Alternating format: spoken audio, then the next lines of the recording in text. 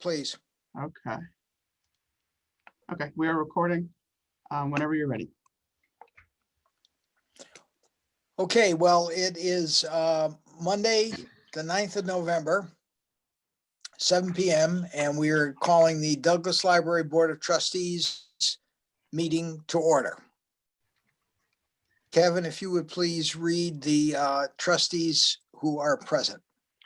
So present in the meeting right now is so myself, Kevin Sullivan, Deb Witt is present, Gail Richmond, Peter Casarella, M.A. Foote, Althea Carr, Dale Bland, Beth Schmeisel, and of course, Marion Spalding, Secretary. Okay. Well, welcome, everyone. Thank you for being here. Let's start with our agenda. The first thing is the Pledge of Allegiance. So if Mary Ann, everyone would please stand. Thank you. Okay. I'm up. I pledge allegiance To the flag. to the flag of the United States of America And to the republic for which it for which it stands, stands, one One nation, nation, under under God, God, indivisible, indivisible, with liberty liberty and and justice justice for all. for all. Good, okay. Public comments. Is there anyone out there from the public who would like to take a couple of minutes to talk to us? Okay, hearing no one, we'll turn to the secretary's report of last month's meeting. Thank you for putting that agenda up, Kevin. Approval of the minutes. Could I ask one question before we even start? The minutes say Monday, October 19th, and the agenda says October 21st.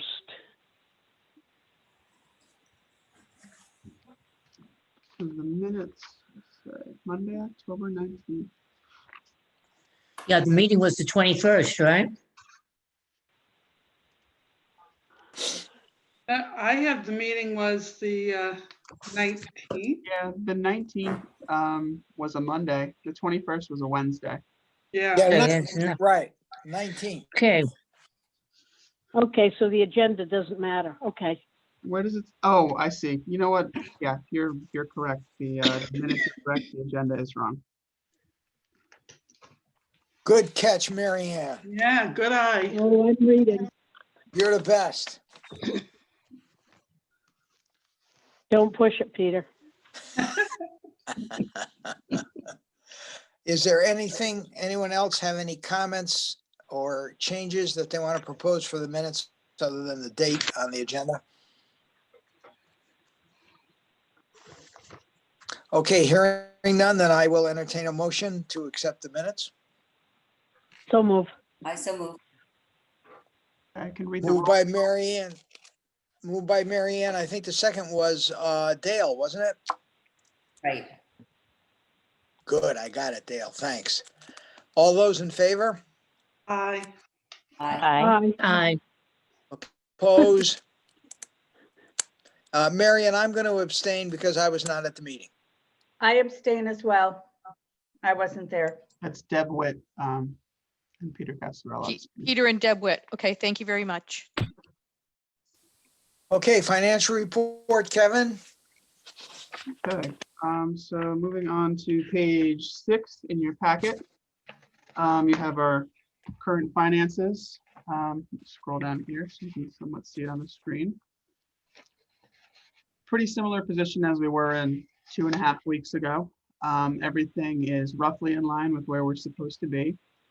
The part-time payroll, we're at 72% unspent, and that's kind of the rule of thumb I use for looking at all these accounts. You know, we should be roughly around the same percentage with the other accounts as we are in part-time payroll. That's the amount of time that's elapsed in the fiscal year. So we're doing okay. A little over in some accounts, a little under in some accounts, but nothing that I'm particularly worried about. The few that so like you can see administrative expense, we spent 74% of the budget, but that's a small line item. It just means that a couple of bills have come up early in the fiscal year. Yeah, nothing really of note to mention unless there are any specific questions you'd like me to address.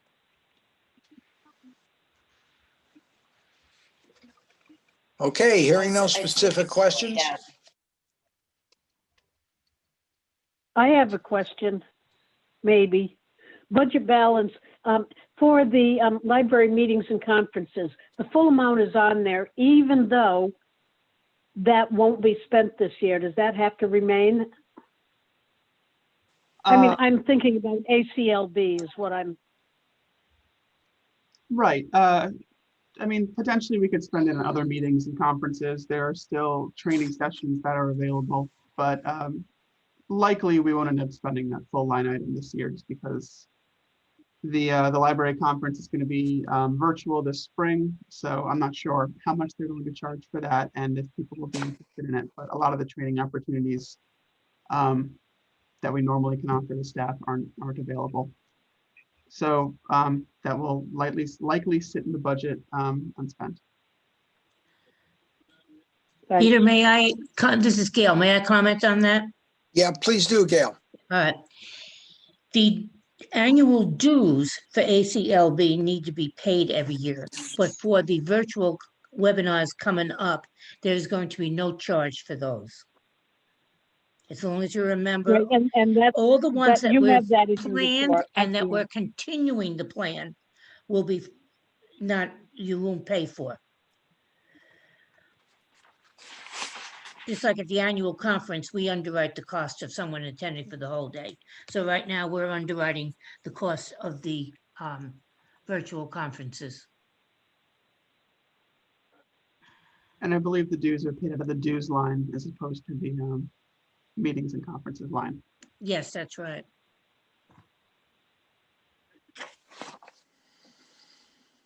Anything else on the financial report?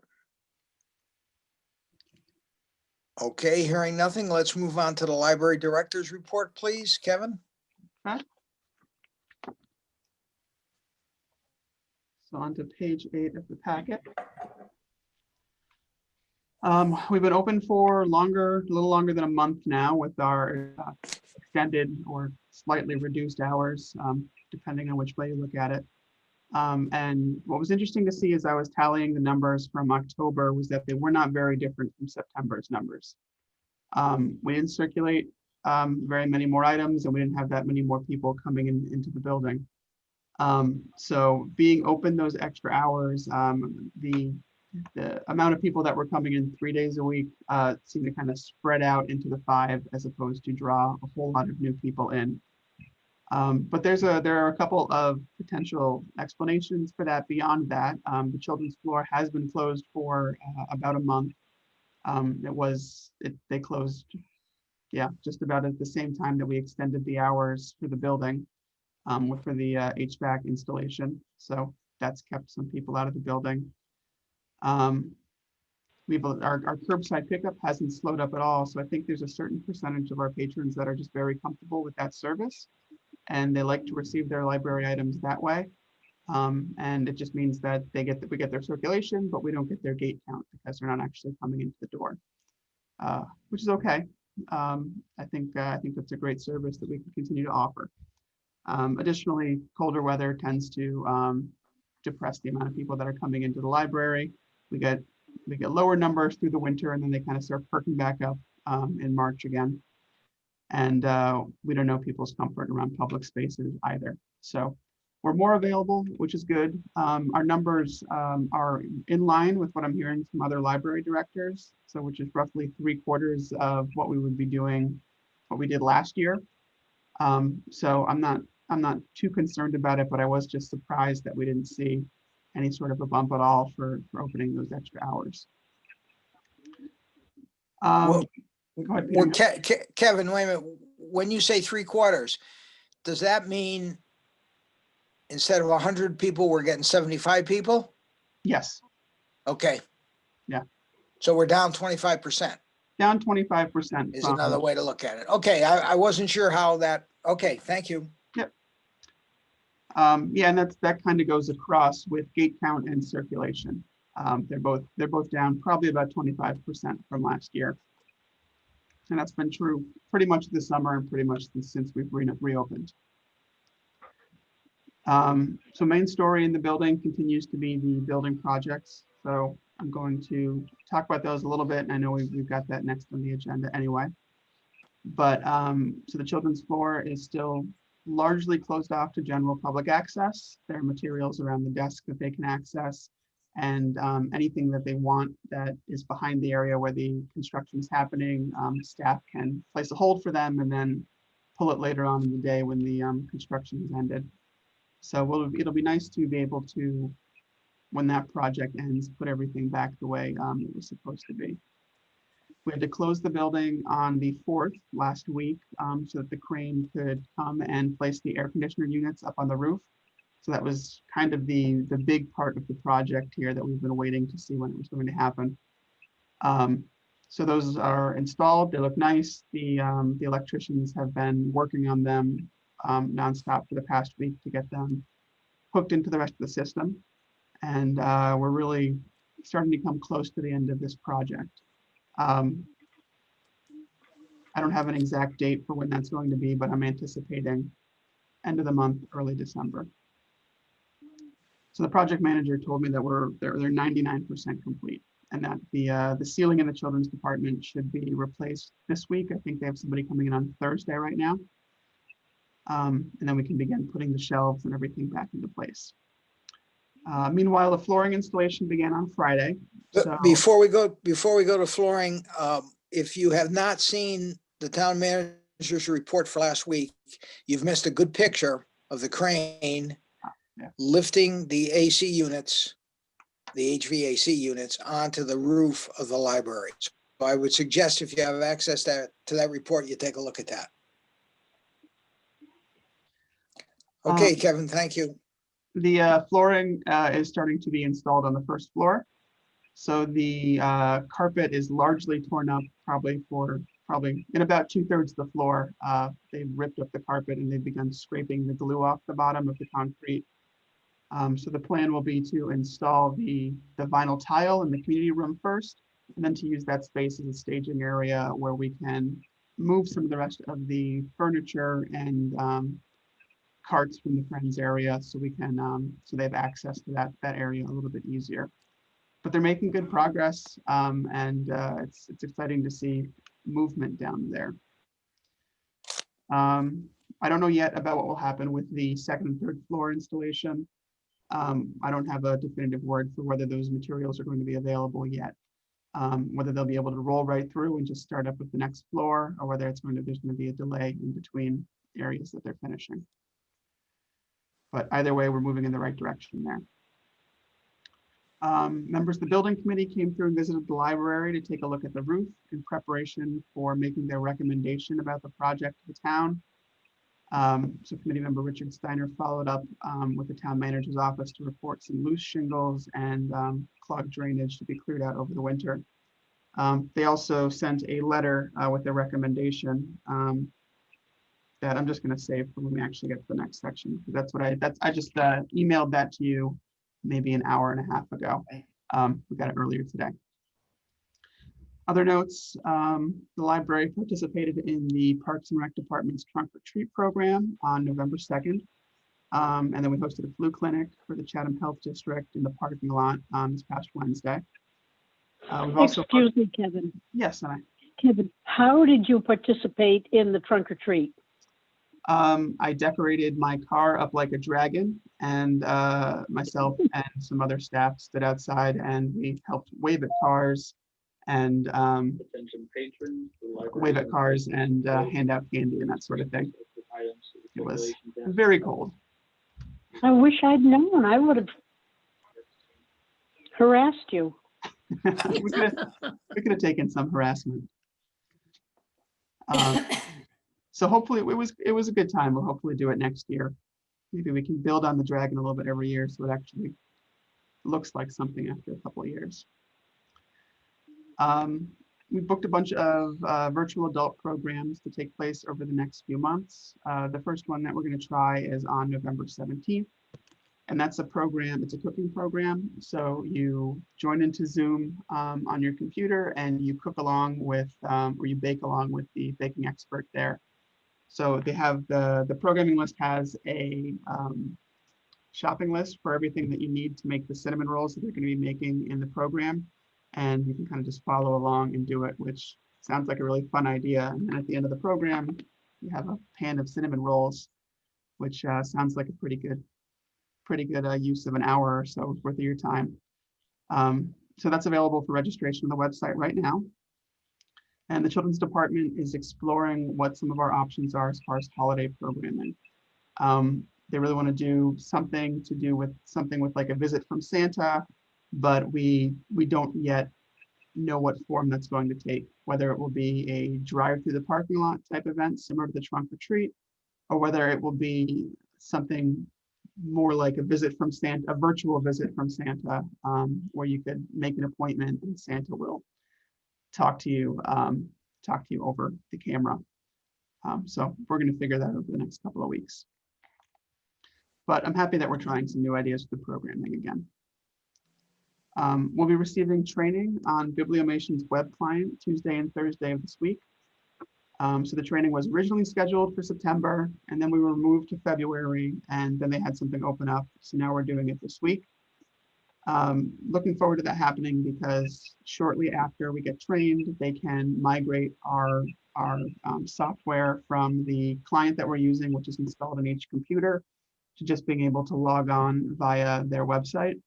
And that's just going to open up some potential service opportunities. Like if we ever wanted to have a table at Maple Fest somewhere and make library cards from somewhere else in the building, we should be able to do it. Whereas now you'd have to bring people all the way upstairs, do it at the desks that actually have the program installed, and then send them back down, which doesn't make a whole lot of sense. So it shouldn't be very different. I don't anticipate a lot of training for the rest of the staff, but I'm looking forward to potential advantages that we can get out of it. I submitted the State Library's annual report this past week, just through the middle of the month. And as you might expect, there was a downturn in a lot of service delivery related statistics. So circulation was 85% of what it was in fiscal year 18-19, so a 15% drop. Programming was 63% of the previous year. Library visits were 58% of the previous year. And reference transactions were 85% of the fiscal year 18-19. So those are pretty dismal looking statistics. So it's worth noting that the library was open for 69% of the hours of the previous year. So a little bit above, a little bit below is kind of to be expected. So programming and library visits suffered a little bit disproportionately from other measures that we have, because typically more people visit during the warmer months, and we have more programs as the months get warmer. And since we closed up in March, just as we were getting out of our normal winter dip, we didn't get to see those numbers increase at all. I would imagine. Oh, Yeah. I would imagine that's the same all over. Yeah, absolutely. Yeah. So it's nothing to be worried about or anything. Yeah. No, not particularly. It just kind of hurts to write those numbers down and see how much actually dropped. But it's something that I've been expecting since we were closed for so long. There's really nothing else that could have happened. Right. Kevin, can we get a synopsis of other libraries or other communities our size with libraries, what their statistics came in at versus ours? Sure. To see if they're doing something differently than we are that makes them better in some categories or not as good in some categories. Well, I think that'd be an interesting table to see. Regarding the annual report, those numbers usually aren't available for everybody for another month or two. Usually, I think in January, everybody will be in. But yeah, certainly, just in terms of like our month-to-month circulation, gate counts, that sort of thing, reaching out to them. I can find some other similarly sized libraries and reach out to them and see how they're doing. Yeah, I think that'd be interesting. Let me make a note of that. How do you find that? So do you find it just by reaching out to them, or is it published somewhere? I'm just curious. Well, the state library information is published on the state library's website. That's public. But month to month type data, I'd have to just reach out and send an email. It'll all be public, but they won't report this year's numbers until next November. Okay, all right. Thank you.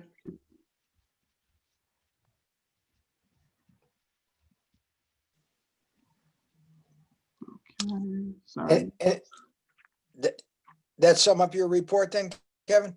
One more thing, I was just making a note so I didn't forget to ask. Okay, So I should say our electronic circulation increased almost 150% over the previous fiscal year, which is a positive effect of being closed, that more people were trying that stuff out. I'm also looking into a better way of tracking our public computer use, because how we're doing it now, we have a sign-in sheet on a clipboard that isn't really a very accurate way of keeping track of who's actually using the computers. So I'm seeing if I can find an electronic way of doing that that will automatically collect the data for us.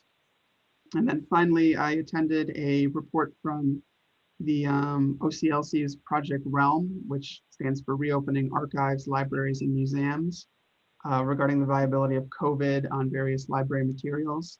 They've been running tests periodically using the COVID virus and just seeing how long it can survive on library materials in different circumstances. And then this was a report of the study that they had so far, which found that the virus lives for longer, weeks longer in some instances than previously reported on paper and plastic, especially in a stacked formation. So whereas the rule of thumb that I think a lot of us were using was that it lives for, a day or so on paper and cardboard and a little bit longer on plastic and metal surfaces. And that information is what I believe the state used when they gave us our directive to quarantine the materials that were returned for a couple of days before reintroducing them to circulation. The result of this test isn't really going to change what we're doing, at least in the short term, because as much as they're saying that there can still be traces of the virus on different materials, there's not really a whole lot of information about the viability of the virus that sits inside a stack of papers for 6 weeks, and then like if it could even potentially infect somebody at that point. Wasn't what they were studying. They were just studying whether they still existed or didn't. So for the time being, it's a little bit disquieting hearing that. But we've also been open for several months following the state's guidelines, as of other libraries around the state. And everything that I've heard from the health district and other things that I've read have said that the virus doesn't transfer from surfaces to people. It's more about the air and spending time in close proximity with others without a mask. And so I think if it was going to be a large problem, we would have seen a big uptick with other stores and restaurants and libraries and other things being open, just based off of shared spaces as opposed to being in the same area. But it's always something I'll be keeping my eye on for sure. Kevin, did you say you participated in that study or you analyzed the study? I attended a webinar where they went over it was a question and answer period and they presented the results. Oh, okay. Thank you. Yeah. And that's it for my director's report. Any other questions of Kevin? Oh, I had a comment way back in the first paragraph. With the lower number of patrons and the fact that some are still picking things up curbside and you don't have any numbers on them, could you take the number or take the name from the bag containing their pickup item and just add that to your to your list for the day? To the numbers? Well, it's not really a visit. So I think to do that wouldn't serve the purpose of the statistic.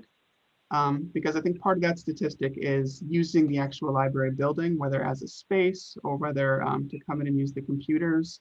But they're really just taking the material and leaving, which I know is what some library users do. But I guess along the same lines, then we could take like any digital circulation and add it to our gate count, or anybody that ever found anything off our website. You could, using that logic, you could add that to the gate count too. So I suppose we could. I'm not sure that it I would. mean, if they had to walk through the door, Mhm. you'd be counting them. This way, they're walking up to the door and they're not being counted. Yeah, I understand the argument. I'm not opposed to it. Well, I'm not arguing, but just wondering. Because they are coming to the library, whether or not they're, wandering around inside. Yeah, you're right. Part of the idea of the service is that we don't want that people are picking up things because they may not feel comfortable entering the building, even if it means just entering the lobby. That's probably not the case with most people. They're probably doing it as convenience, or they're comfortable getting something as takeout, but not actually visiting a place for a longer period of time. I don't know. That's it's a gray area. If it's something the board would like me to try, I can try it for the next month, and we can move that cart inside. Certainly, as it gets colder, we do, when it's really bad weather, we pull the cart into the lobby. But during the winter and everything, I could see that not being something that we want to keep out full time anyway. So it may be how the service has to evolve for the winter months anyway. Kevin, could we keep that statistic separate so that we know how many people are using curbside, but we also know how many people are actually stepping physically into the building to browse or something?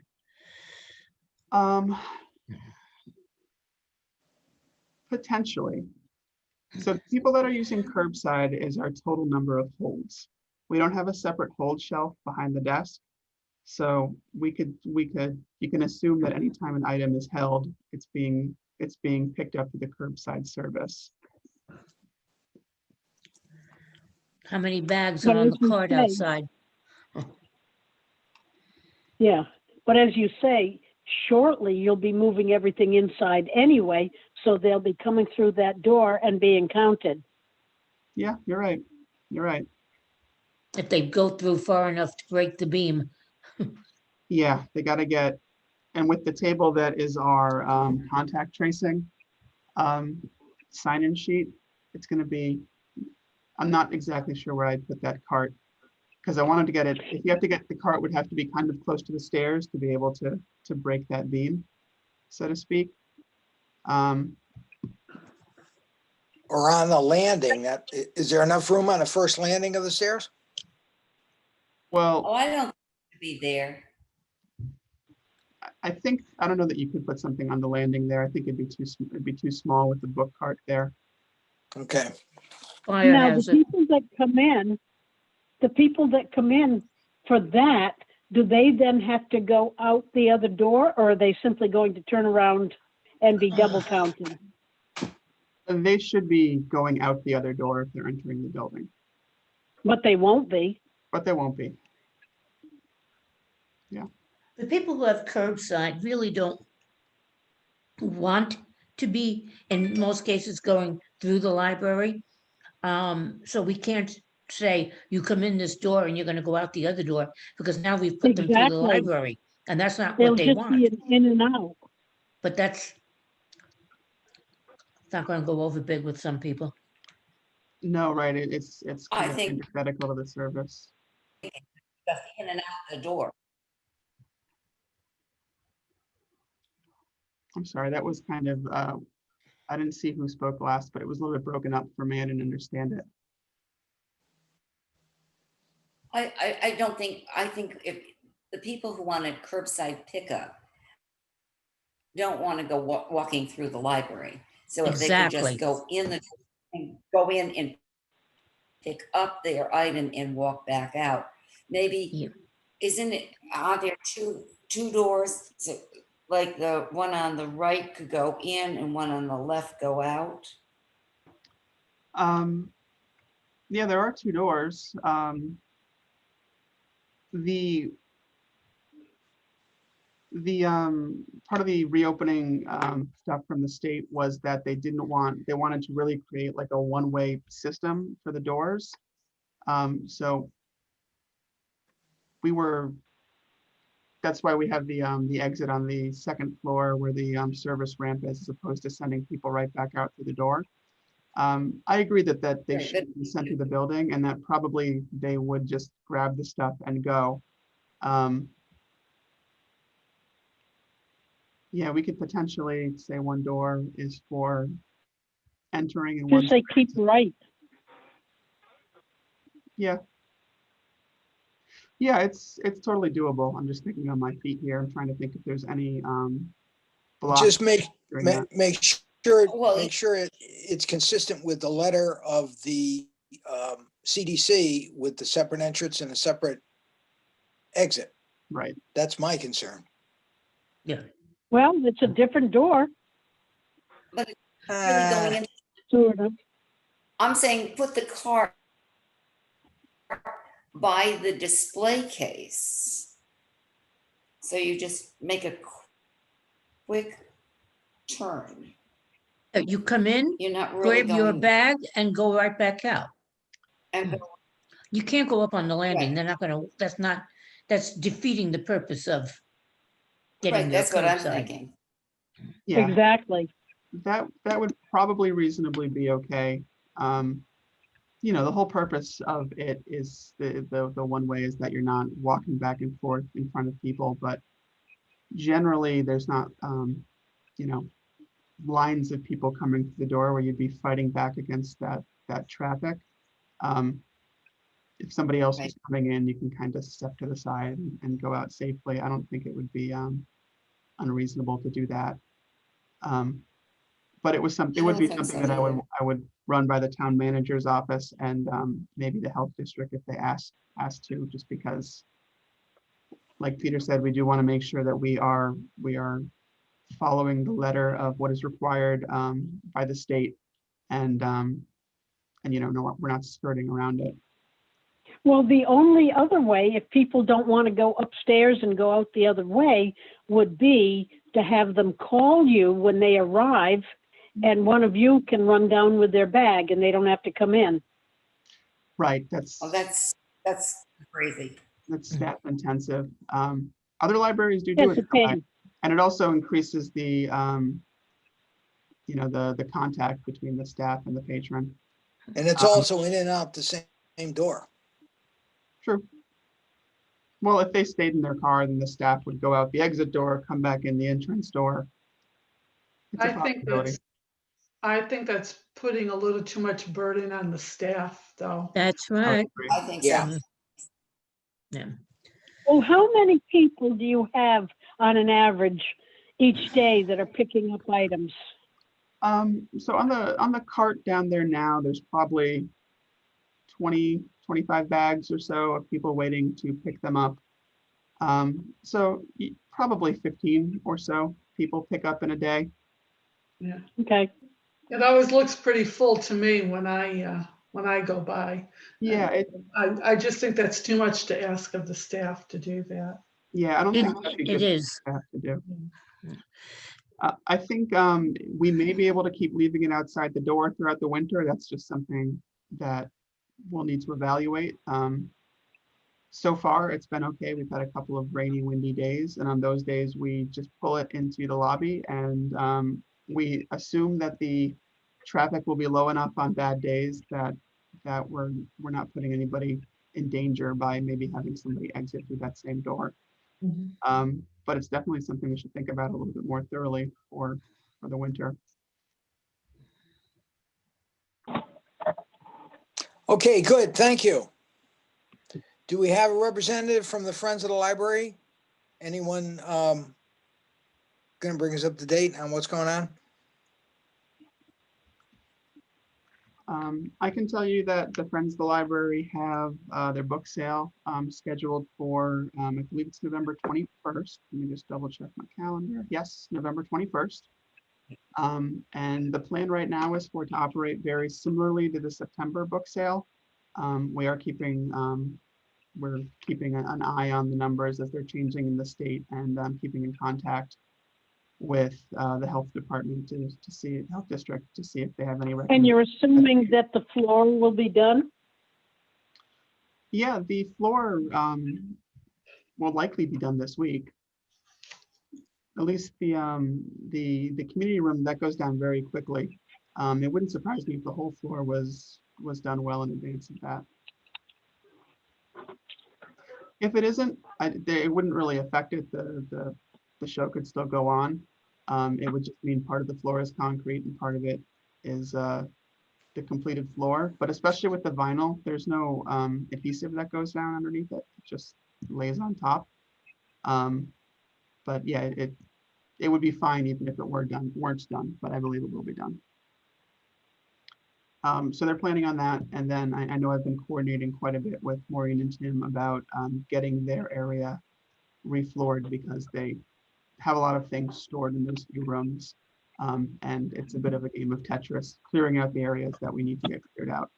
But it seems like that's going to work out okay. And I've been in contact with them and with the flooring company, and I think between the three of us, we're going to find a way that works out well.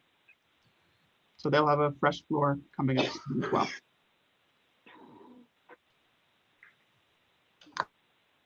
Okay, thank you. Has Donna joined us to be the town manager representative? Anything from there? Not yet. Not yet. Okay. Gail, you want to pick up on the Board of Selectmen? Sure. We had the public hearing last week on the, on our, Ordinance. excuse me? The ordinance. Yes, I was looking for mine, but I don't have any notes. Let's just say I was delighted to see Kevin there and Peter and Donna and Andy. That was it. It was just us. So I chaired that meeting, and I think I set a record, 3.5 minutes. It's really, I opened the meeting and adjourned it because it's already been discussed at the Board of Selectmen meeting last month. Then during the Board of Selectmen meeting, we just took up a vote on it, so it has been accepted. The other thing that's come, that you've probably heard, the budget for the following year. Basically, everyone's being asked to just do a continuation budget because we have no idea what money we might get from the state. So we can't go looking to spend or requesting to spend more money.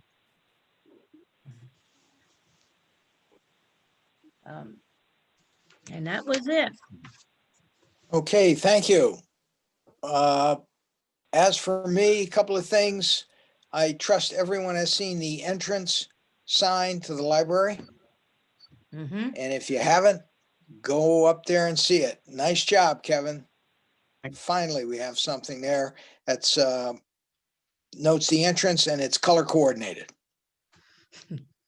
That's the important part, color coordinated. Yes, that's right. Fits in very nicely with the decor. I wanted to remind the nominating committee about term re-ups that are probably going to be effective either January 1st or December 31st.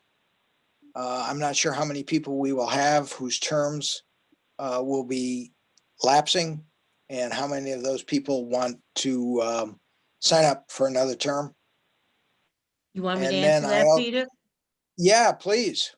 Okay, Dale's term is up, Danielle Galligan's, and Beth Schmeisel's. So we have We three. had those at our meeting last week. Okay. I think mine is up. I have a letter from Andy and I'm Yeah. supposed to send Yes, it. yes, it is. I thought I said Dale. Yeah, you did. That's Dale, it. Beth, and Danielle. Okay, all right. Okay, and then the other one that's gonna be coming up, don't forget about me, the end of December. We don't want to So, forget about you, Peter. Oh, good. Okay, I feel better then. Thank you, Gail.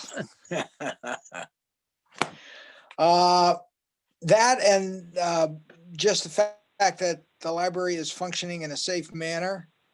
And it sounds like we are moving with some pretty solid statistics, given the climate of what's going on in the rest of the world. That's something in my eyes to be proud of. Okay, old business. Kevin, can you bring us up to date on a couple of new items on the capital spreadsheet and a brief discussion about the building committee's recommendation, Andy, please? Sure. So on page 9, you've got the capital spreadsheet. Anything that's highlighted in yellow means that it was changed this month. Some of them are minor, some of them are larger. So with the roof, I updated the work begins to spring 2021 as opposed to, I think it was still written as fall. And the update there is that I created a CIP for extra funding required for the project. And then I should add that the building committee made this recommendation. So the building committee's recommendation regarding the roof is that it should be looked over by a roofing company to perform a full inspection. So they have a quote from BDP Roofing Consulting Incorporated to conduct a complete inspection and report of the roof in the amount of $6,785. And so the committee is recommending that the town does that. I don't know, I haven't been approached about adding that to the CIP yet, but I expect I may be hearing about that soon. The HVAC system, I changed the work end estimated to December, and then just updated the description that most of the system is installed. First floor carpeting, work begins in November, and I'm putting December 20 as an end date, although I think that when we were speaking about it with the installers, I think they thought it would be more like a 6-7 day job or something like that initially. So I put another month in there just in case they jump up to the second floor and don't end up finishing the first floor right away. But it shouldn't take, knocking on wood, I think I'm giving myself bad luck by saying it shouldn't take that long, but it should hopefully be done this month. Carpeting on the second and third floor, I updated everything there to be in line with what we found with our 2 quotes that we went out for. So that means that we've chosen Northeast Flooring and Kitchen to do the actual work. And that last I spoke to them, they thought they'd still be able to, as long as materials were available, they could roll right in and do it right after the first floor, but we still don't know that for sure yet. So that should begin going soon as well. Under future projects, I just touched base with Kevin Kelly regarding the parking lot east. And this is highlighted because I was writing up a CIP for it, and it was listed on our spreadsheet as 2 separate projects. It was listed as a parking lot repave, and then it was also listed as a restamping and repainting of the bricks in front. Kevin provided me with a quote for that does both of those at once, so I just kind of combined them into one job. Not really new information on top of that. I also added that for interior painting on the first, second, and third floor, I'm going to put that in capital outlay for a couple fiscal years from now for each of those. So for the first floor, I'm listing it as next year in capital outlay, and then the second and third floor in the year after that. I don't have quotes for that just yet, but I have somebody coming in tomorrow to take a look at the building and put some of those together for me. And then exterior signage was moved down into completed projects from. Now, why does that say capital outlay fiscal year 22-23 if you say it's next year? Am I confused? Oh, yeah, next budget year. I guess, no, I you're right. I That's, thought that would be 21, I don't know, 21, 22. you're right. That's confusing the way I said that. I mean, the next budget year that I'm not currently working on. So I'm currently working on 21, 22. So when I say next year, I mean the one I'll be putting together next November. So really, it's 2 years from now. Okay, so the 22, 23 is correct then. Yes. Okay,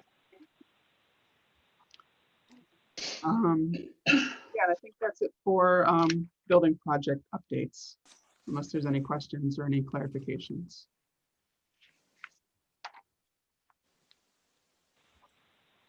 And you said you were gonna keep your eyes open and your ears open regarding an addition to CIP as a result of the building committee's letter to Andy. Yeah, well, I'm putting in a CIP request for extra funds for the roofing project this year anyway, because it's a larger project than was originally budgeted for. So I don't know yet whether they'll want me to, and I'll speak with Donna and Andy about it, whether they'll want me to add that $7,000 on top of what they already have, or whether they will kind of include that in what they're already asking for. Because Okay, the number they're asking for is, it's a bit of an estimate too. They're not exactly sure really what it's going to be, I think, at this point. okay, I just didn't want to lose sight of that. I don't want to leave that out by mistake, if we needed to have it in there to close this project out. Yeah. Any other questions of Kevin? All right, so you said you're putting in extra, a request for extra funding for roofing, and was there anything else? Well, the roofing is the only capital project that is really being put out there. But in new business, we're talking about the capital projects and stuff. Okay, So all right, we can look at those now. okay. Yeah, why don't you skip right down to those? Okay. So into new business. So on page 13, I should say you're right, there are two capital project requests. One is the parking lot, which is listed for 2023, 2024. And the number, the 14136 is a number that I got from Kevin Kelly. And it was slightly higher than what we had listed there previously. So that's department priority 2. And then on page 14, we have the library roof replacement, which is our #1 priority for the department. And the total cost of that project, they're estimating is $239,668, which is based off of the estimate that they received from Gordian when they were putting together the quote for all of the work. So the proposal was approved in fiscal year 17 for 98.5, just under 100,000. So so we're putting in a request for about $140,000 more to complete the roof. So whether that goes up to another 7,000, I'm not sure. So those are the capital projects, and then the capital outlay is on page 15. And there's not really much to that sheet. It's at the bottom of it there. You see paint first floor interior, paint second floor interior, paint third floor interior. And those are, just things that are coming down the pike for future fiscal years. They just have X's in them right now. These are due to town manager's office at the end of the week. So I have the company coming in tomorrow to actually quote it out. So I'm gonna put real numbers in there if I can, with a little bit of a interest for it being a couple years from now. When are you putting those real numbers in? My hope, it's going to depend on when they can get them to me. So he's coming in tomorrow. I'm going to ask if he can get them to me Thursday. Okay, And if that's, then I can just send them over on Friday. So Okay. everything is on time. Otherwise, I'll send it in as it is. with a note that the real numbers are coming. I don't think they're going to be that concerned about real numbers for something that we're not asking for in the current year. Yeah, And it being outlay as opposed to CIP, there's, I think, $75,000 is the cap on those. So they, at least they have an idea of how high. It wouldn't be higher than that, and I don't think it would be that high anyway. uh-huh. But yeah, I just let them know the numbers were coming if they don't make it in time. Yeah, I get it.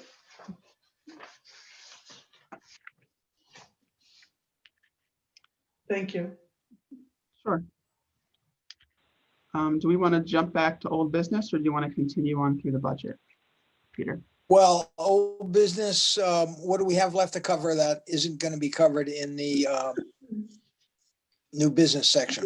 Nothing really. There's Oh, the poet laureates tabled, and then Right, Gail kind of touched on everything that there really was to touch on regarding the ordinance right, report. right. Okay, just making sure. Okay, so, yep, no, thank you. Let's stay in new business is, we're going to get to a budget proposal. This will be for the expense budget, Yeah, and that's on the one on page 17. 16 and 17.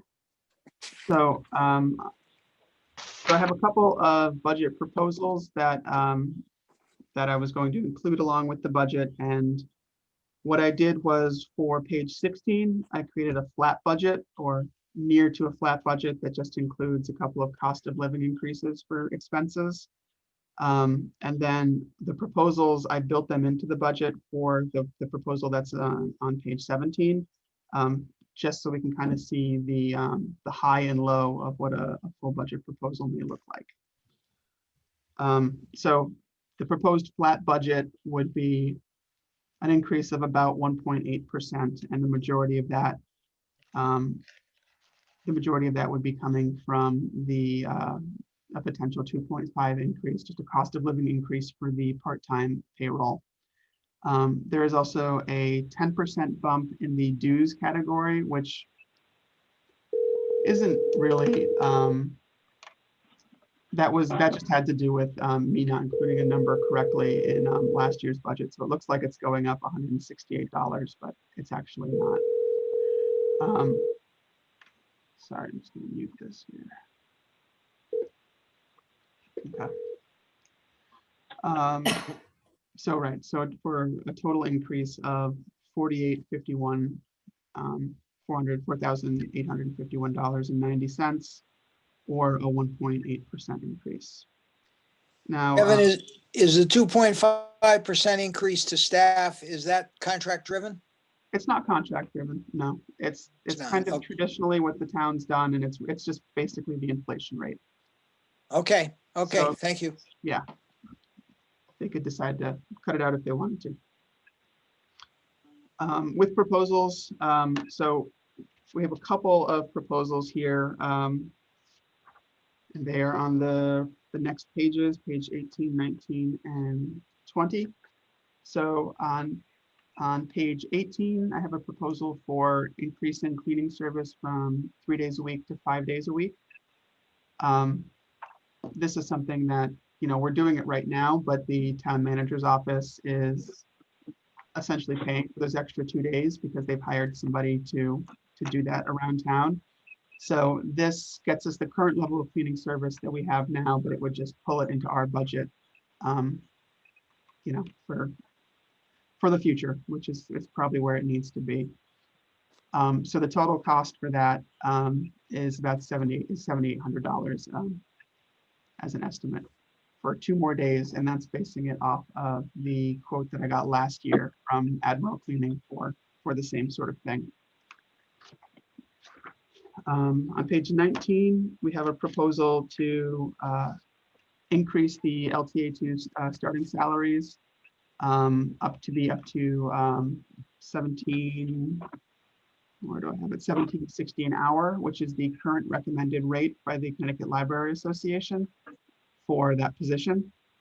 So this is just what we've been working on for the last couple of years, trying to get them up to a standard within the rest of the state that we can hopefully use to keep them to keep their staff longer because they'll be getting paid a little bit better, and just to keep ourselves in line with what other libraries are striving for around the state.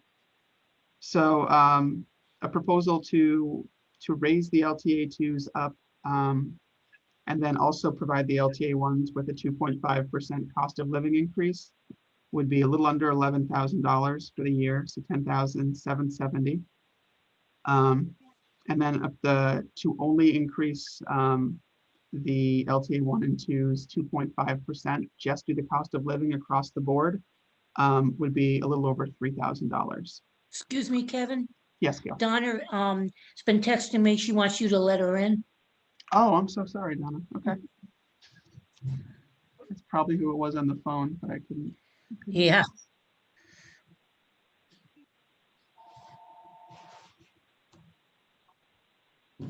Okay, yeah, she's coming in now. Okay. Hey, Donna.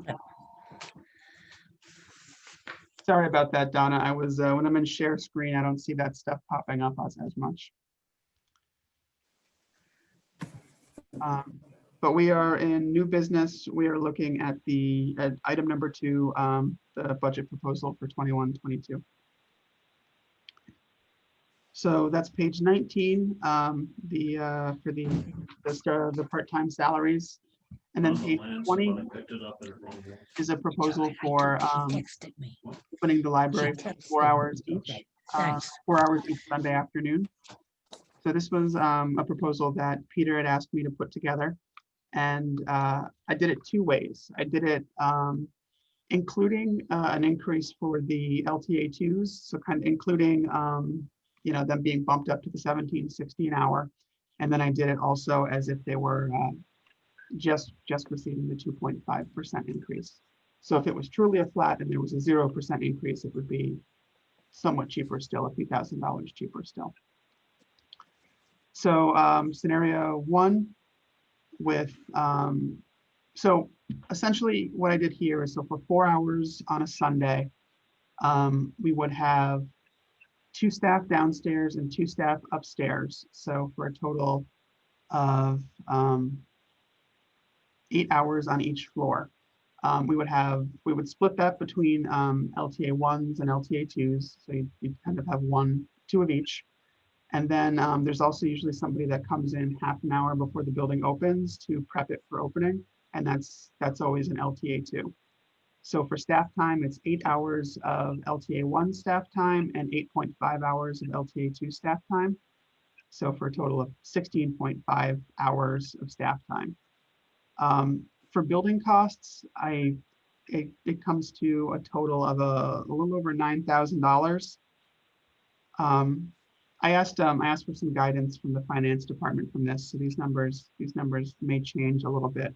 But what I did is I looked at the utilities that we're paying now, and I added in a multiple of the utilities for it being 1 more day a week. So for water, I added in an additional 1/6 of the proposed budget that we have right now, assuming that we're going to be, that's not an expense that will be spread out. We'll just be using extra water on that Sunday. So that would add an extra $117. For natural gas and electricity, I did a multiplier of 1/12 of what was in the proposed budget. I did that because I felt that 1/6 was too high because the building retains a lot of its heat from day to day. It's not like it's a completely new day. The building's not being heated at all. And then electricity, it would still be, we'd still have the computers running in hibernate mode. So they'd still be eating some power. A few lights would be on, but I didn't think it made sense to do an entire 1/6. So I did it a 12th instead of a 1/6. So that adds $1,000 for natural gas, $964, and then electricity, $2746. Janitorial, I determined what it would cost for 1 additional day a week, because if we are at 5 days a week janitorial, I think we could get away with Saturdays, 1 day a week, perhaps maybe not having janitorial in, but for 2 days on a weekend, if we were open, we should probably have janitorial service for one of those days. So 1 day a week estimate based off of the numbers in the previous proposal is about $4,300. And then I added $1,000 just in miscellaneous for other potential building maintenance or service contract increases. Our copy machine contract would probably go up slightly if it was being used more often. And there might be some other unforeseen circumstances. Maybe there's other building maintenance because there's just a little more wear and tear with an extra few hours open every week. So between those two, that's where I came up with the numbers of 22,028 with only a cost of living increase, and then 22,842 with the increased starting rate for the LTA2s. So flipping back to page 17, that budget includes all three of these proposals. And I don't know that we would necessarily put all of them in, but they're all in there for now. I haven't received specific instruction yet regarding that it should be a completely flat budget, but it sounds like that instruction may be coming. So I guess this is just where we are for now. Yeah, I guess any questions on what has been proposed or what is in the packet?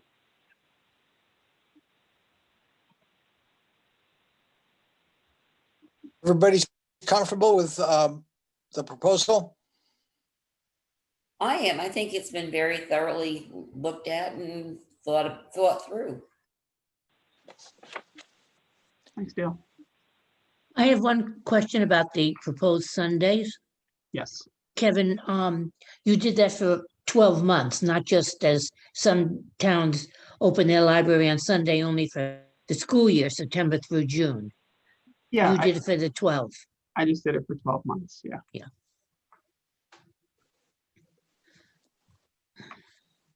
Kevin. Any other questions? Peter, it's Donna. I just, Oh, hi, Donna. hi, sorry I'm late. No, that's okay.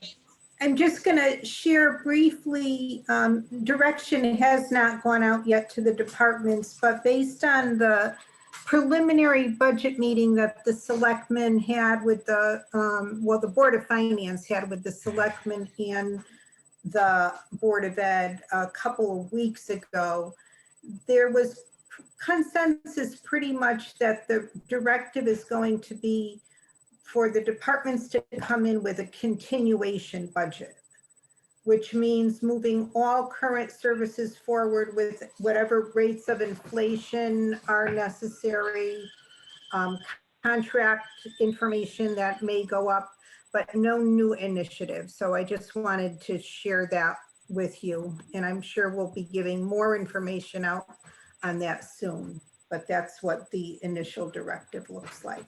Okay. But some of the increases right now look like for janitorial services, which are being required by the state. Right? Well, I don't know that it's explicitly required by the state. It's something that we feel we need to do to be able to keep the building open safely. And it is what we are doing now. And so Donna had said before that the town manager's office is supplementing our 5-day-a-week janitorial service. So one of the proposals in here is to bump it up from 3 days to 5 a week within the library budget. And I assume that's a conversation that we'll just have to have. When we mention the continuation budget, that is not taking anything due to COVID into consideration. So anything we need to do for COVID, which is increased janitorial services, extra supplies, PPE equipment, that would be on top of the continuation budget. So it would just be no new initiatives should be added. So a continuation budget is not necessarily a no increased budget or a zero increased budget. It could be more or less than what your current budget is, probably more. And then on top of that, the COVID related expenses. Okay.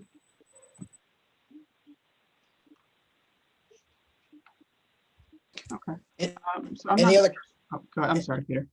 I was just gonna thank Donna for those comments, and then does anyone else have anything to offer on the proposed budget?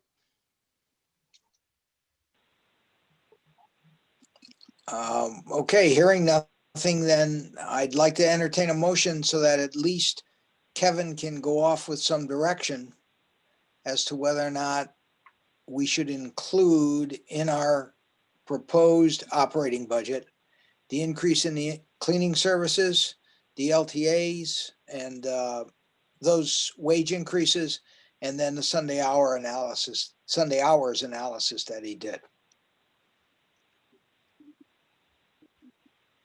I so move. I Thank second you, it. Dale. I'll second it. Who, It's was that Deb Witt? Yep.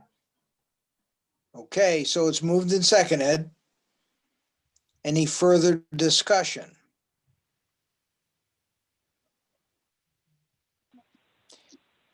So the motion then, Dale, is to move forward with Kevin's proposed budget of $301,351.75.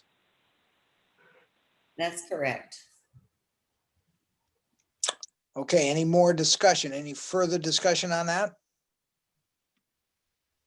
Okay, hearing none, we'll take a vote. Individually, I would like you to vote, please, so we know that everyone has voted. And Kevin, if you would go over the list of attendees.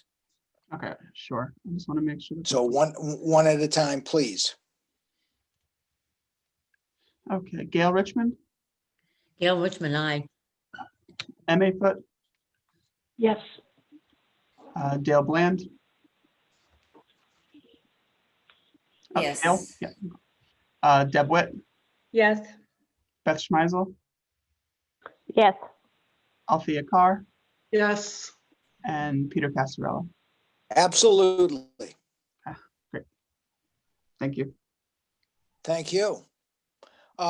Before we go any further, Donna, did you want us to circle back to the town manager's report, or if you pretty much brought us up to date on what's going on there?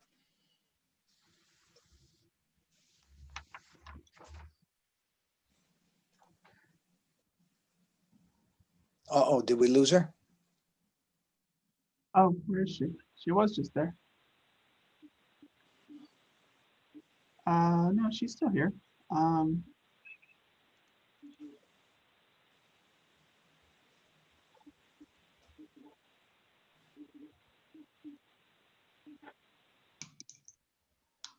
She's muted, Kevin. Oh, I'm sorry.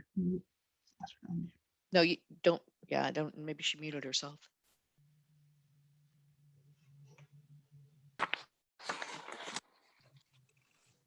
I can't see all the people, so let me. All up, Gail. No, she's not there. Well, if she comes back in again, we'll go back to that.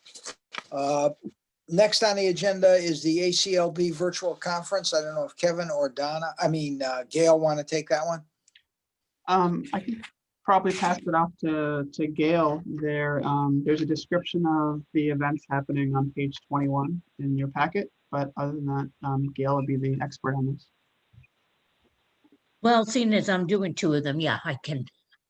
What we've done is to try and give some leadership in lieu of the fact that we can't have our all-day session as we always do. So we've been getting a lot of calls to do board basics, even though we go around the state doing it. So Dawn and I will be doing that. And again, that charge is included in your membership because Dawn and I don't get paid for that. ACLB does have enough money in the treasury to pay Libby Post for the advocacy and budgets. Then the one that I'm really, really proud of is the library board self-assessment tool. I've been drafting that for about the last 4 or 5 months. And on Thursday, my board will be giving the final okay on it. But basically what we're trying to do, when you're on a board, you serve in a fiduciary capacity. So you have roles, you have responsibilities. There are things you ethically, legally, and the like. And so in order to know if you're doing what you're supposed to be doing, I came up with a bunch of topics and then some mini topics underneath that on a sheet where you can check off your progress, and or we're suggesting that a board do that, and you can do it based, like tonight you could do 2 sections, another night you would do a couple, so that you can see where you're at and what you're doing and how effective you may or may not be. So although you have those 4, later on we will be coming up to some others, but again, there is no charge for these. So you can just sign on. You don't have to RSVP? You have to respond. There, in the email that was sent out initially, there were links to register for each of these. I just provided the text for the description text, the packet here, but I can forward out the email. Oh, you didn't put the links on. Oh, I don't know how you do it okay. on a sheet of paper. I think if you press your finger hard enough on the paper. It was just so much to type out. I can't imagine anybody, I can forward this, what we sent out to everybody then. Oh, okay. But I really would urge everyone to attend, because you take the time to join a board. It would be good if we can each become effective. So, and although this will be a whole conference thing, we do, so that you know that we do, Dawn and I do go around the state speaking. Tomorrow we'll be doing a virtual one for Bloomfield.